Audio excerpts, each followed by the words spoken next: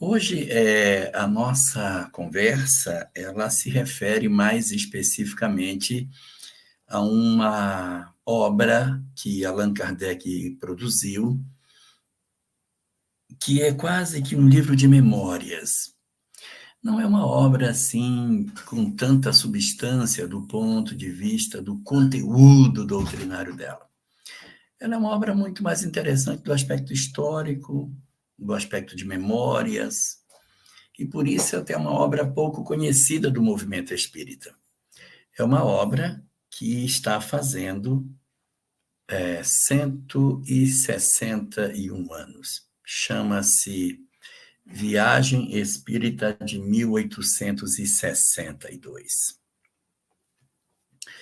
O nome da obra já sugere tudo, ou seja, é sobre uma viagem que Allan Kardec realizou em 1862 e que ele relata nessa obra, uma obra pequena, quase um opúsculo, uma brochura, não tem assim, não é uma obra robusta, mas é interessante para que a gente possa perceber Kardec na intimidade, porque é ele relatando, é como se fosse um diário de viagem, em que ele vai contando as coisas que vão acontecendo na viagem que ele faz em 1862.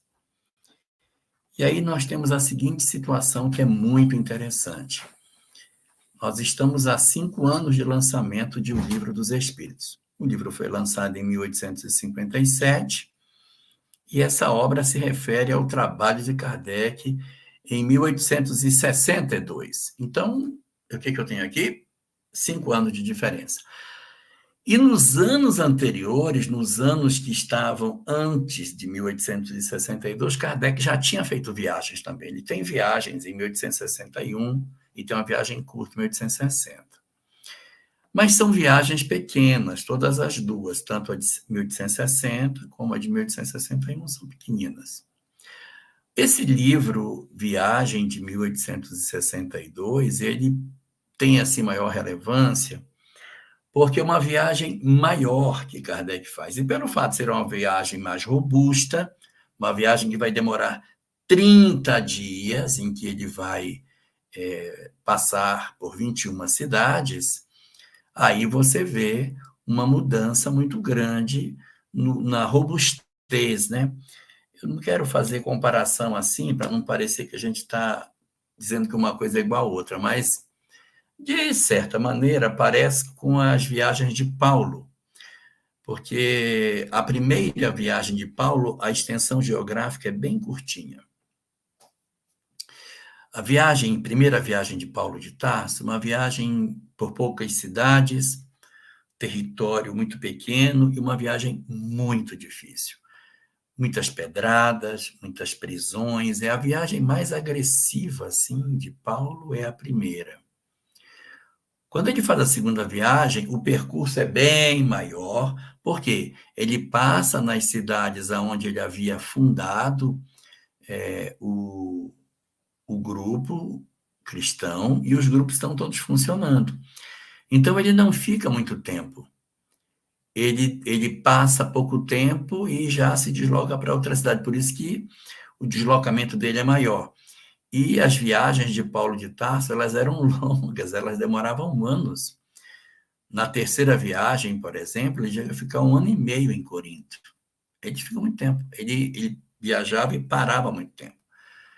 Mas a comparação com essa viagem de Kardec, que de fato não tem assim nada de muito semelhante, mas eu queria só relembrar o aspecto de que as viagens anteriores eram curtinhas, espaços geográficos menores, tempo de viagem menor, e muito mais dificuldade, o movimento nascente, as coisas ainda muito embrionárias, então havia muito mais dificuldades. Quando a gente vai para este livro, Viagem Espírita de 1862, nós encontramos uma realidade muito diferente. Nós vamos encontrar um Kardec extremamente envolvido com a ideia espírita. E isso chama a atenção porque só tinha 5 anos que a obra foi publicada. De certa maneira, tudo estava embrionário ainda, estava tudo ainda muito nascente. Mas, impressionantemente, a gente já vê nele uma compreensão de uma doutrina moral. E isso é o grande diferencial de Kardec em relação aos seus contemporâneos. Ele tem uma maneira de interpretar o que fosse a doutrina espírita de maneira muito diferente. Ele tem uma forma de se comportar diante do conhecimento espírita que é diferente dos outros.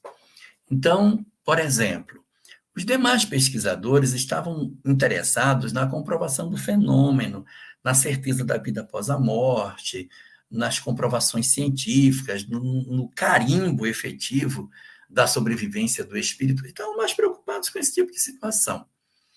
Isso era que movia pesquisadores outros, Alexander Aksakov, César Lombroso, Ernesto Bozano, Gustave Geley, próprio Gabriel Delany, Camille Flammarion, William Crookes, Coronel de Rocha, estavam todos preocupados em dizer assim, está aqui, nós provamos, o espírito existe.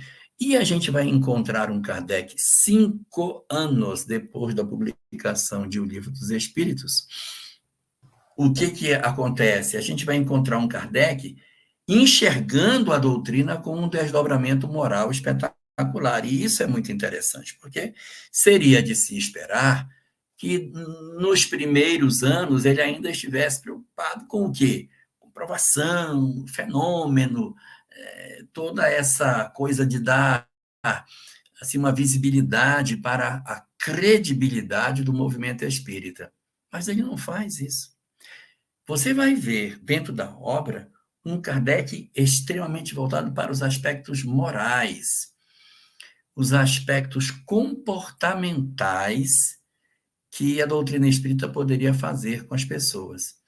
E isso é que vai chamar a atenção dentro desse nosso trabalho que a gente tem para ver na noite de hoje. Então, o primeiro ponto que a gente vai ver aqui é o tamanho dessa viagem. É uma viagem de 30 dias. É uma viagem que ele vai fazer um percurso que é parecido um O. Ele vai sair de Paris e vai descer para o sul, vai até lá embaixo, naquela fronteira já com o mar Mediterrâneo, ali naquela parte mais bela ali da Riviera Francesa, aquela parte ali embaixo.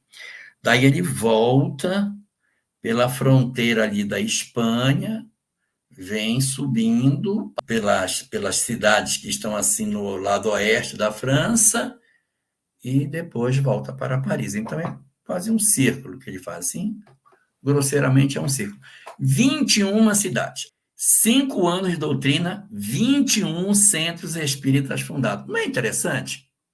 5 anos de publicação e 21, pelo menos 21 cidades tinham centros espíritas, porque Kardec para nessas cidades para manter contato com os companheiros espíritas dessas localidades. E assim, ele chega numa alegria na volta. Já ao longo do seu diário, quando ele falava, cheguei numa cidade, foi tão bom, encontrei isso, isso, isso. Você vai vendo ele dentro de uma motivação muito forte, uma motivação muito grande, que era assim interessante. Ele não era novo, né? A gente sabe que ele já começou a codificar a doutrina, já tinha uma certa idade, e essa viagem ele faz, ele tinha 58 anos. Aí você vai dizer, 58, o cara é novo. Novo hoje, né? Mas um homem de 58 anos no século XIX, ele era um homem assim, com menos vitalidade que a gente tem hoje. Hoje, você tem uma pessoa de 58 anos, não, é jovem, tem uma disposição enorme, tem uma série de recursos de medicina. Kardec vai desencarnar aos 65 anos de um aneurisma. Quer dizer, podia ter tomado um remédio para pressão alta, podia ter tido um acompanhamento médico com um cardiologista e ter vivido muito mais tempo. Então, assim, as condições de saúde eram muito mais precárias do que hoje. E aí você vê o homem dessa idade, que nesse período representava um homem de mais idade, que se for comparar com hoje, passando 30 dias viajando e numa motivação danada, extremamente ligado ao que ele foi fazer. E o primeiro ponto que ele destaca dentro dessa viagem é que ele sentia em todos os 21 núcleos que ele havia passado, que em todos os lugares estava acontecendo um crescimento do grupo, o que é muito interessante. Ou seja, ele não passa em nenhuma cidade onde o grupo está minguando, onde está havendo uma atrofia do trabalho. Não, sempre ao contrário. O trabalho tinha sido iniciado e se alargado nos últimos anos, não é? Não, Cidinho, ele foi de carruagem, não tinha trem. É carruagem que ele vai na viagem. Ele anda por cidades pequenas, porque assim a possibilidade de trem é entre as cidades de um país para o outro, mas dentro da França ele andou de muito de carruagem ali para fazer a locomoção dele.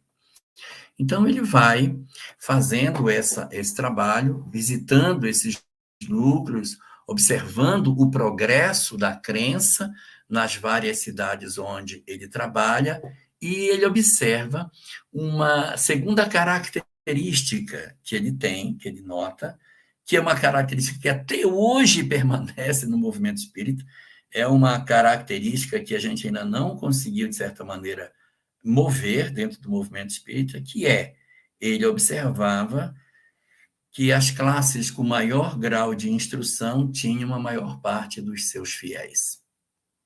Então, ele já observava, no espiritismo nascente, que as pessoas mais instruídas eram a mais... Não é que fosse a totalidade, porque a gente sabe que nós temos muitos companheiros muito queridos de nós que não pertencem a essa classe considerada dos mais instruídos, das pessoas que têm mais acesso à cultura.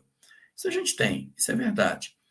Mas a gente tem muitos companheiros que não são dessa classe e que, poxa, são assim muito queridos de todos nós dentro dos nossos ambientes, das nossas casas espíritas. Mas Kardec já percebia isso. Por quê? Porque a doutrina espírita ela está assentada em cima de lógica, de raciocínio, e até certo ponto de um destemor, em que você diz, não, mas Deus não pode fazer assim. Doutrina de penas eternas, mas se Deus for fazer penas eternas, então onde está o amor? Quer dizer, então, que uma mãe que perdoa um filho, ela tem mais amor do que Deus, que não perdoará jamais um filho que se equivocou?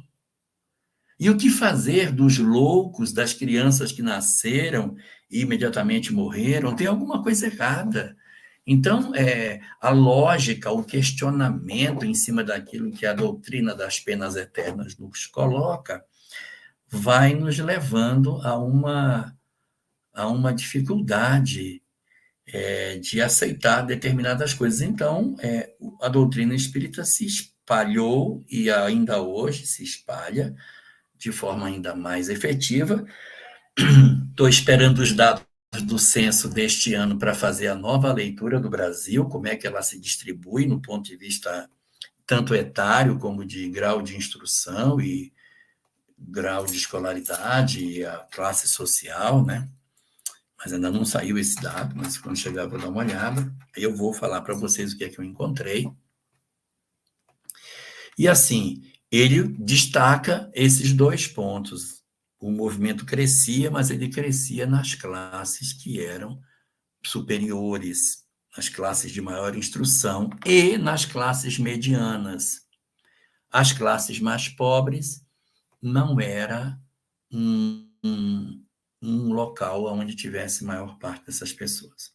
Mas são três coisas que ele observa. A primeira, o crescimento em todos os grupos. Segundo, o desenvolvimento da doutrina entre os mais abastados, de maior escolaridade e, consequentemente, maior nível social.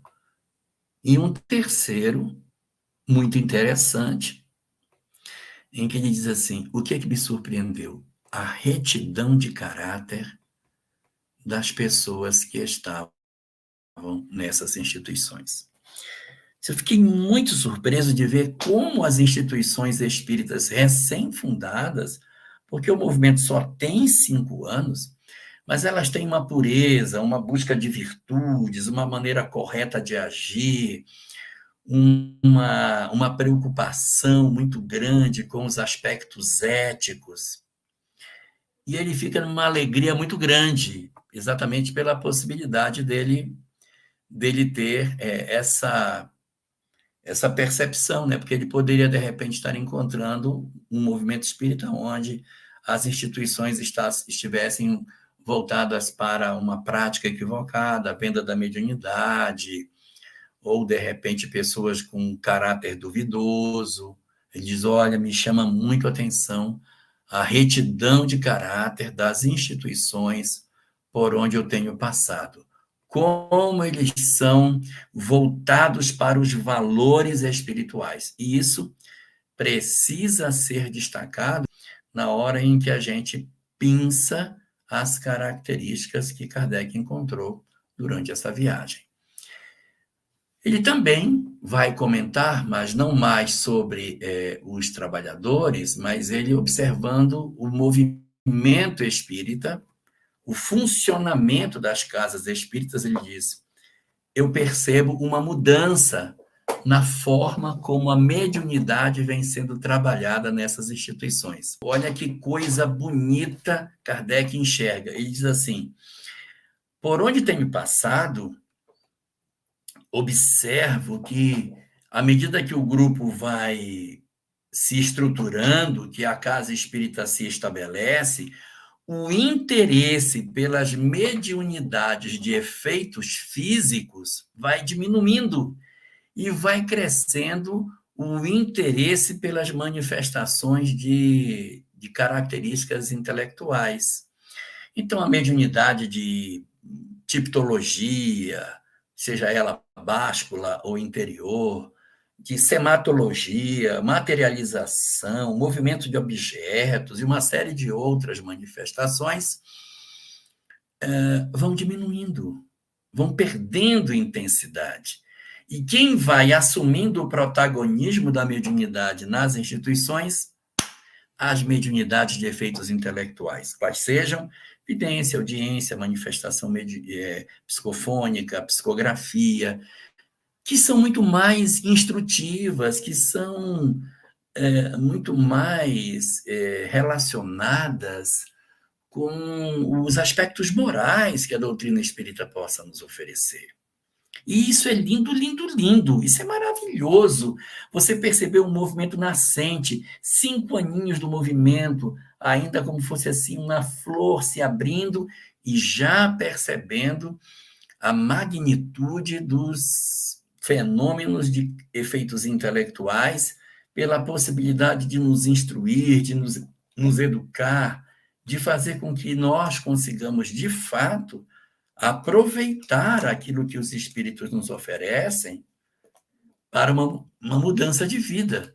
Se eu, por algum motivo, tenho apenas manifestações de interesse material, só de efeitos físicos, é um sinal de que eu estou deslumbrado com o mundo espiritual e não estou, de certa maneira, entendendo o que essa mensagem, o que essa doutrina quer nos trazer. E aí a gente vai ver que o Livro dos Médiuns havia sido publicado em 1861, um ano antes. E com um ano de publicação do Livro dos Médiuns, a gente já vai encontrar resultados muito positivos dessa mensagem. Que o Livro dos Médiuns ele é muito voltado para uma orientação moral das pessoas, né? Ele tem, até coloca logo na introdução da obra, que ele poderia ter feito uma obra mais estreita. Ele disse: olha, eu quando decidi fazer o Livro dos Médiuns, eu poderia ter escrito um livro menorzinho, mas eu resolvi fazer uma obra mais robusta porque eu decidi, sei ele falando, colocar em todos os capítulos um comentário moral, para que essa obra não corresse o risco de cair na mão de alguém e esse alguém usar isso como um manual de bruxaria. Então, eu inseri aspectos morais em todos os capítulos e ficou mais robusto. Então, tinha 1 ano de publicação de O Livro dos Médiuns e ele já tinha, nessa viagem, colhido frutos interessantíssimos que dizem respeito a esse fenômeno maravilhoso que é a compreensão do objetivo maior da doutrina espírita. Isso é ótimo. E aí, quando ele avança nesse aspecto do perfil dos trabalhadores, das pessoas que estavam lá, ele começa a colocar algumas características dentro do texto. Ele diz o seguinte: olha, eu fiquei impressionado com a qualidade das pessoas que eu encontrei nos grupos que eu desci para conhecer e que não imaginava que estivessem assim. Então, ele vai colocar, dentro dessa leitura que ele vai fazer, ele vai dispor 6 características que ele observou no perfil desses companheiros que estavam dentro da tarefa. Primeira característica que eles viram: ele percebeu que muitas das pessoas que estavam nos grupos que pertenciam às comunidades do interior da França estavam ali, mas não estavam interessados na mediunidade. Olha que louco! Nós estamos dentro de um grupo que surge 5 anos depois da publicação do Livro dos Espíritos, uma efervescência de interesse nos aspectos materiais. Sim, mas ele deve ter se emocionado. O texto ele está todo emocionado. Você lê o livro e você diz: nossa, como ele estava empolgado. Ele está muito empolgado, porque assim, eu passei nos grupos e as pessoas elas não estão supervalorizando os aspectos da mediunidade. Não estão. O mediúnico, para eles, não é, na verdade, o prioritário. Você pergunta se as casas espíritas ainda existem. Algumas existem, mas houve um trauma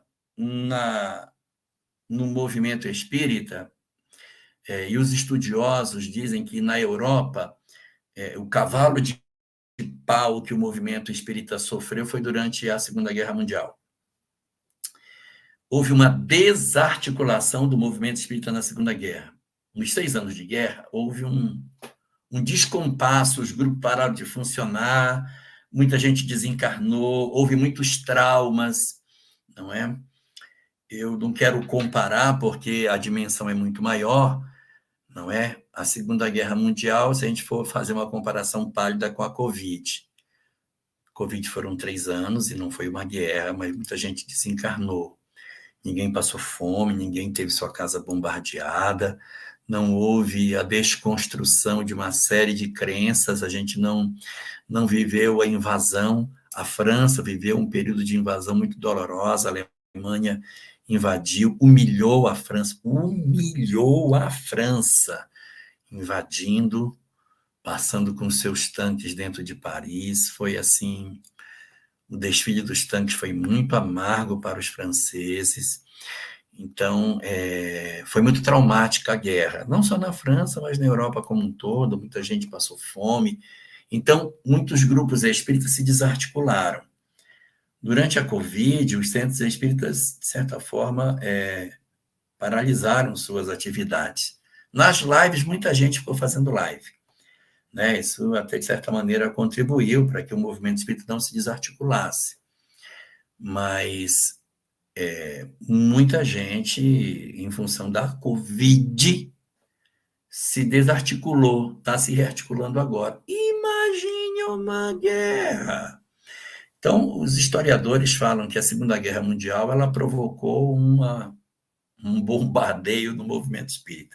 Então, alguns desses grupos acabam desaparecendo, né, em função do natural processo da desarticulação. e houve um desaquecimento do espiritismo na França, a partir da entrada, né, até do próprio século XIX, com as perseguições por conta do materialismo. Então, houve muitos traumas e alguns grupos realmente fecharam. Hoje, o movimento espírita francês é um movimento pequeno em relação ao do Brasil, mas na Europa é um dos mais interessantes, pela profusão de obras que tem. Tem a literatura de Kardec, agora estão traduzindo, né, outras obras mediúnicas de Chico, para que tenha muito mais recurso para estudo. Mas na época dele, ele se destacava como primeira característica dos trabalhadores daquela época, essa não primazia da mediunidade como sendo o objetivo maior. Esse era o primeiro.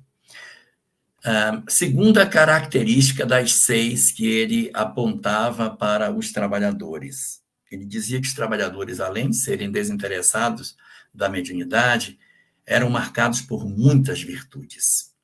Como se um sentimento cristão, um sentimento de verdadeiro desejo de viver os princípios que estavam dispostos no Espiritismo estivessem na ordem do dia. Então, ele se surpreende com a pureza de caráter, com a nobreza de pensamento, dos ideais dos homens com os quais ele conviveu nessa viagem de 1862.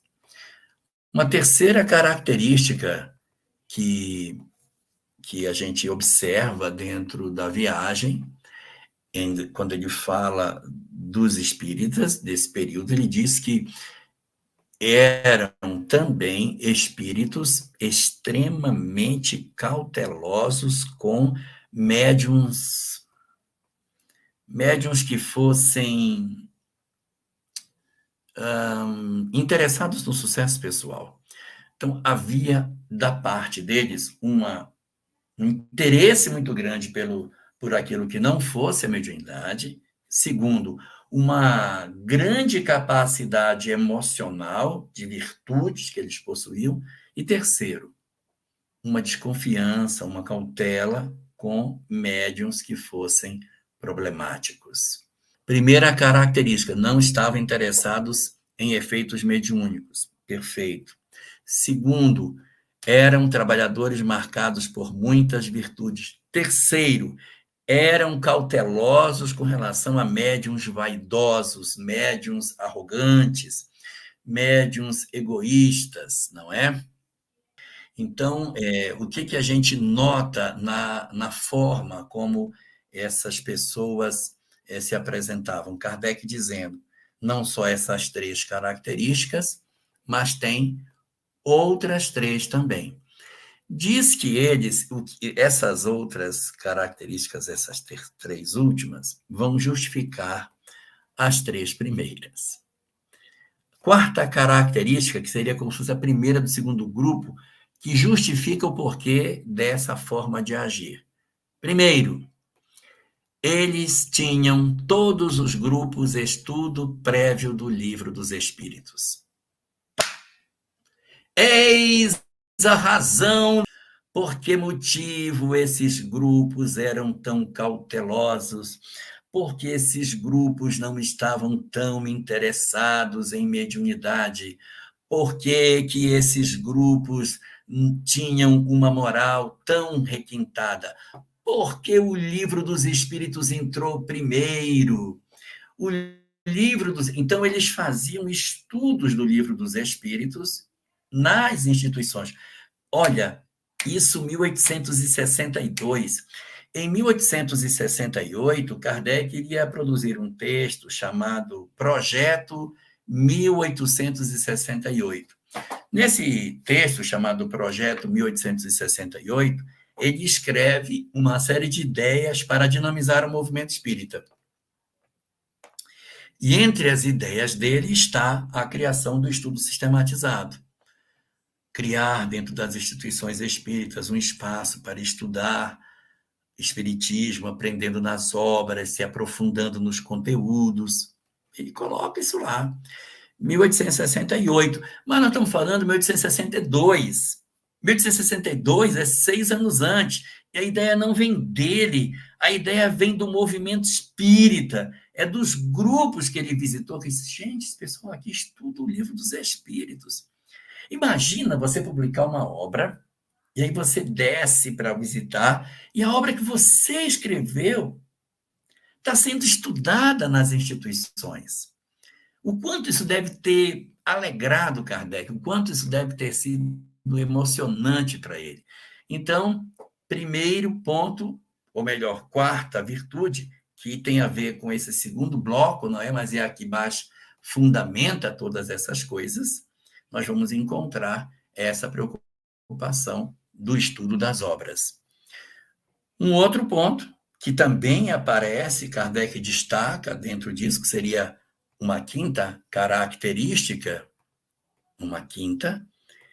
eles eram muito atentos a desvios doutrinários. Não é legal? Poxa, os caras estão dentro de uma realidade muito nova. E eles já tinham a preocupação de não permitir que o desvio doutrinário se inserisse. Nós temos a possibilidade de, já com 5 anos de doutrina, os grupos espíritas, pelo estudo da mensagem espírita, terem a capacidade de estarem atentos com relação aos desvios. Por isso a preocupação com os médios. Por isso que eles estavam sempre preocupados com aquilo que seria um movimento atento à mediunidade. Por quê?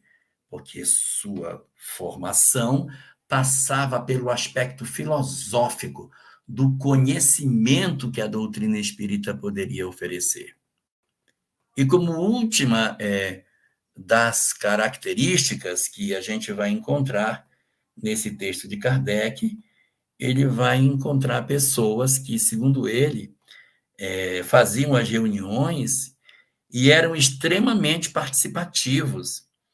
Os espíritas das instituições onde ele passou eram espíritos muito corajosos nas suas ideias, eram espíritos atentos à discussão, a debates, punham os seus conhecimentos. Então, os centros espíritas eram lugares de debate onde os conhecimentos espíritas eram debatidos e os integrantes dos grupos traziam seus pensamentos, suas ideias, igual a gente faz hoje, né, querido, assim.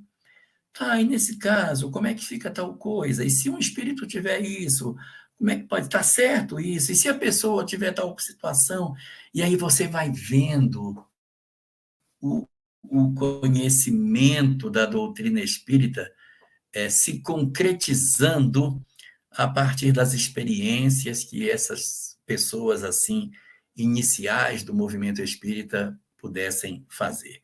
E aqui a gente tem essa leitura mais exata dessa obra. É uma obra que representa um aspecto muito importante para o movimento, pela possibilidade de nos oferecer como Kardec se comportava diante do movimento. Ou seja, ele viajava, ele interagia, fazia contato.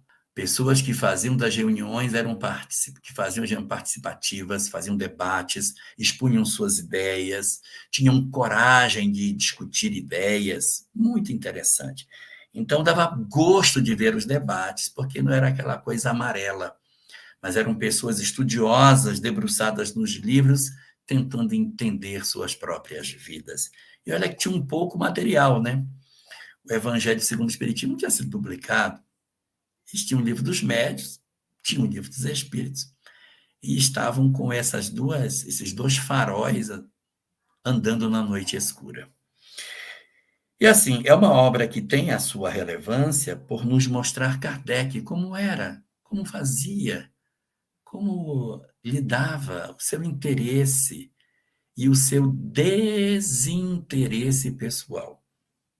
Ele fala que ele sai com o dinheiro dele para fazer a viagem, que ele tirou um período de férias para fazer a viagem, para que ele pudesse visitar os núcleos que eram nascentes, a preocupação com que a ideia crescesse.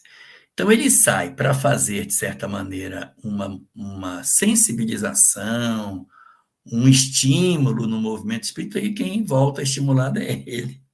Ele volta de lá superaquecido com o que ele viu, porque ele viu nesse processo um crescimento maravilhoso do movimento espírita que o surpreende, sabe? Ele fica extremamente impressionado, porque ele sai na expectativa de encontrar um movimento num determinado ritmo, e o que ele encontra é um movimento muito mais pujante. E aí, queria só terminar fazendo a seguinte reflexão. Estamos em 1862. No dia 9 de outubro de 1861, portanto, no ano anterior, Kardec teria experimentado o Auto de Fé de Barcelona. O que aconteceu nessa data? Barcelona é uma cidade na Catalunha, que é o estado da Espanha, que fica encostadinho na França, lá em cima, do lado direito em cima, a Catalunha. Kardec, então, pegou 500 livros e mandou de Paris, atravessou a fronteira da França com a Espanha e entregou na primeira cidade, Barcelona. Primeira cidade não, né? Mas seria cidade de expressão. Tinha outros vilarejos, mas cidade de expressão, Barcelona. Quando os livros chegam em Barcelona, eles são interditados pela Inquisição. E por que não foram interditados na Inquisição francesa? Porque a Inquisição francesa acabou em 1789. Quando ocorre a Revolução Francesa, mata-se todos os nobres e mata-se todos os sacerdotes. Então, o cristianismo desaparece da França. Poder de queimar pessoas, de fazer fogueira, de perseguir religiosamente, acaba. A Revolução Francesa marca o final do período de opressão religiosa na França. Então, quando as obras de Kardec vêm, esse modelo de sociedade onde a religião dava as cartas tinha acabado. Mas isso não tinha acabado na Espanha. Na Espanha ainda vigia e vigiu por muito tempo o período da Inquisição, não é? A gente até sabe de Torquemada, aquela coisa toda, do período de perseguição que teve, pesado, os graves problemas que tanto Portugal como a Espanha tiveram com relação à Inquisição. Então, quando as obras saem da França, que era uma nação mais liberta, mais livre dessas amarras, cai na Espanha, que ainda tinha Inquisição e tinha um Index Librorum Prohibitorum. Quando a obra cai na Espanha, negativo. Não se pode cursar na França ideias sejam contrárias ao catolicismo. O bispo de Barcelona não podia queimar Kardec, ele estava em Paris, então ele queima as obras. Ele pega as 500 obras, coloca na praça e toca fogo. 500 volumes. Hoje a gente pode dizer assim, 500 é pouquinho. Mas naquela época, livro era difícil, tinha que ser impresso, era letra por letra, colocando no tipógrafo, batendo aquela prensa. Folha 2, bate na prensa. Fazer um livro dava muito trabalho. Hoje a gente faz um livro tão rapidinho. Impressora offset, bota lá, o Word formata, entrega, imprime rápido, numa semana você está com o livro na mão. Faz 1000 volumes rapidinho. Não era assim. Kardec sofre um duro golpe em 1861, fica profundamente machucado por conta disso, muito entristecido pela perseguição, mas ele vai ter essa viagem de 1862 trazendo para ele essa notícia maravilhosa. Na obra de Irmão X, se eu não me engano, é no livro Cartas e Crônicas, existe uma história sobre isso, que diz que logo após o Auto de Fé de Barcelona, Kardec estava muito machucado. E aí o correio manda para ele uma encomenda. Quando ele abre a encomenda, era o Livro dos Espíritos. Ele recebeu o livro que ele fez. Coisa de louco. O cara mandou para ele o livro que ele havia feito. E o livro tinha uma dedicatória.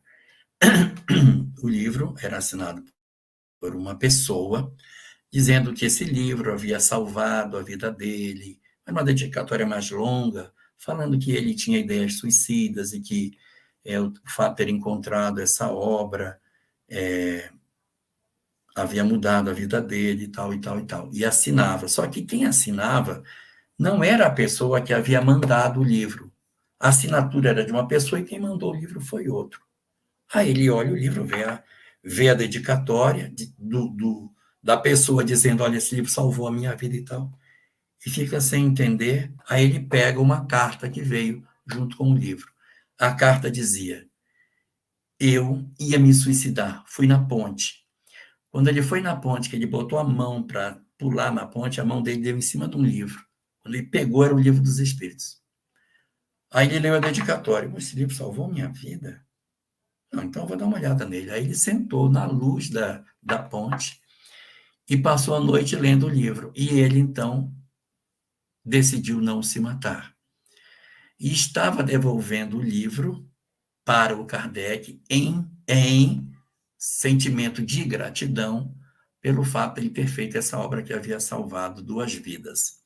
Aí ele olhou a dedicatória. Então, a dedicatória era longa, escrito, este livro salvou a minha vida. E embaixo, uma segunda dedicatória menor, feita pelo cara que mandou o livro. O cara que mandou o livro manda para ele e escreve, e salvou a minha também. Aí, quem assinava era o rapaz que havia mandado a encomenda. Muito legal. Aí ele abre a janela, respira. Vamos continuar, nós temos muito para fazer. Então, esse é o incidente, e a viagem de 1862 foi o grande influxo de coragem para Kardec, para que ele continuasse o trabalho que ele tinha para fazer. É isso. As minhas considerações finais são no sentido da gente valorizar o esforço de Kardec, as obras que ele deixou, esse edifício extraordinário de saberes que nos dá uma segurança enorme para que a gente possa fazer o melhor aproveitamento possível de todo esse conhecimento que a vida nos dá. E dentro desse aspecto, quero chamar a todos para que nós possamos orar e agradecer a Deus, dizendo ao Senhor, muito obrigado por tudo que Tu nos ofereceste, por tudo que Tu nos deste nessa existência, pela chance do nosso encontro com a mensagem espírita, pela oportunidade, Senhor, de conseguirmos verdadeiramente desatar os nossos corações de uma imensidão de imperfeições que carregávamos dentro de nossas almas. Muito, muito obrigado, Senhor, pelas luzes que depositaste nos nossos caminhos. Que o Teu amor preencha as nossas almas de maneira que cada vez mais nós consigamos dar sentido verdadeiro e real para aquilo que conhecemos. Abençoa nossos lares, nossos familiares, nos ajuda a vivermos em paz e harmonia com eles e protege os nossos amores que partiram para o mundo espiritual. Que o Teu amor abençoe a todos eles, Senhor, que continuam a estar vinculados aos nossos corações. Que as Tuas bênçãos permaneçam sobre todos nós e que a Tua graça ilumine as nossas vidas e os nossos melhores propósitos. Muito obrigado, Senhor.